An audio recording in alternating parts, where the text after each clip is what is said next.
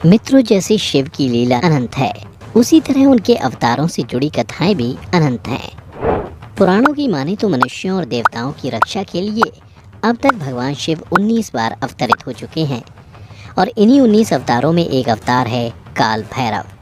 लेकिन मित्रों, क्या आप जानते हैं कि आखिर भगवान शिव को काल भैरव का अवतार क्यों लेना पड़ा और इस अवतार में उन्होंने किसका वध किया?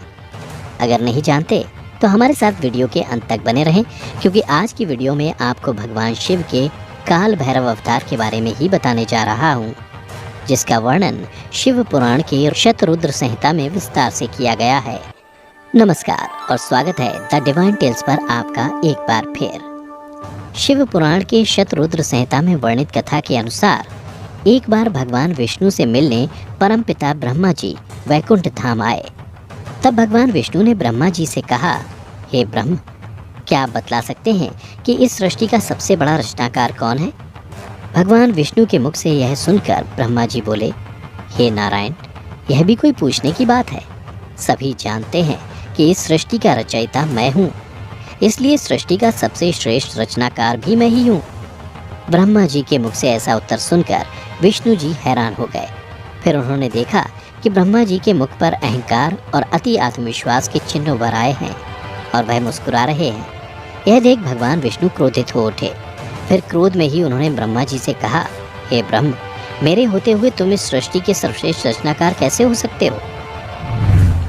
फिर कुछ क्षण दोनों में बहस हुई और दोनों खुद को श्रेष्ठ बताने लगे। देखते ही देखते बहस विवाद के रूप में परिवर्तित हो गई। तब भगवान विष्णु और ब्रह्मा जी ने तय किया कि चलो वेदों से जाकर पूछते हैं कि हम दोनों में से सबसे बड़ा रचनाकार कौन है। इसके बाद दोनों सबसे पहले ऋग्वेद के पास पहुँचे और उससे पूछा कि ऋग्वेद, यह बताओ कि हम दोनों में से इस सृष्टि का सर्वश्रेष्ठ रचनाकार कौन है? ऋग्वेद ने जब उनका यह कहना सुना तो वह मुस्कुरा उठा और बोले, हे नारायण, ना तो आप श्रेष्ठ रचनाकार हैं और ना ही परमपिता ब्रह्मा। यदि कोई सर्वश्रेष्ठ रचनाकार है तो वह है भगवान सदाशिव। वो ही सर्वशक्तिमान है और सृष्टि के सभी जीव जंतु भी उन्हीं में समाहित हैं। ऋग्वेद के मुख से ऐसे जवाब सुनकर वे दोनों यजुर्वेद के पास पहुँचे और वही प्रश्न किया जो उन्होंने ऋग्वेद से पूछा था। तब यजुर्वेद ने उत्तर दिया, हे नारायण, हे ब्रह्म, यज्ञों के द्वारा हम जिसे पूछते हैं वही सबसे श्रेष्ठ है और वो सदाशिव के अलावा और कोई नहीं हो सकता। यजुर्वेद के जवाब से भी भगवान विष्णु और ब्रह्मा जी संतुष्ट नहीं हुए और फिर वे दोनों सामवेद के पास पहुँचे और उनसे भी वही प्रश्न किया।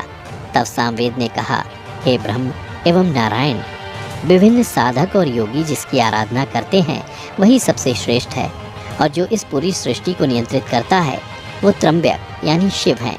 इसके बाद वे दोनों अथर्ववेद के पास गए और जब उससे भी यही प्रश्न किया तो अथर्ववेद बोले, हे प्रभु, भक्ति मार्ग पर चलकर जिससे पाया जा सकता है, जो इंसानी जीवन को पाप मुक्त करता है, मनुष्य की सारी चिंताएं हरता है, वह शिव ही सबसे श्रेष्ठ है। चारों वेदों के द्वारा भगवान शिव को ही सर्वश्रेष्ठ रचनाकार बताए जाने के बाद भी ब्रह्मा जी का अहंकार शांत नहीं हुआ और वे उनके जवाबों पर जोर जोर से हंसने लगे। इतने में ही वहाँ दिव्य प्रकाश के रूप में भगवान शिव प्रकट हो गए। भगवान शिव को अपने सामने देख अहंकार से मोहित ब्रह्मा का 5वां सिर क्रोध की अग्नि में जलने लगा। यह देख भगवान शिव क्रोधित हो गए और उन्होंने उसी वक्त अपने एक अवतार की रचना की और उसे काल नाम देते हुए कहा कि हे काल, तुम मृत्यु के राजा हो और तुम्हें सारी सृष्टि काल भैरव के नाम से जानेगी। फिर शिव जी ने अपने अवतार काल भैरव को आदेश दिया कि ब्रह्मा जी का वह 5वां सिर काट दे जो अहंकार से मोहित हो गया है। भगवान शिव का आदेश पाते ही ब्रह्मा के क्रोध से जलते सिर को काल भैरव ने अपनी अंगुली से उनके धड़ को अलग कर दिया।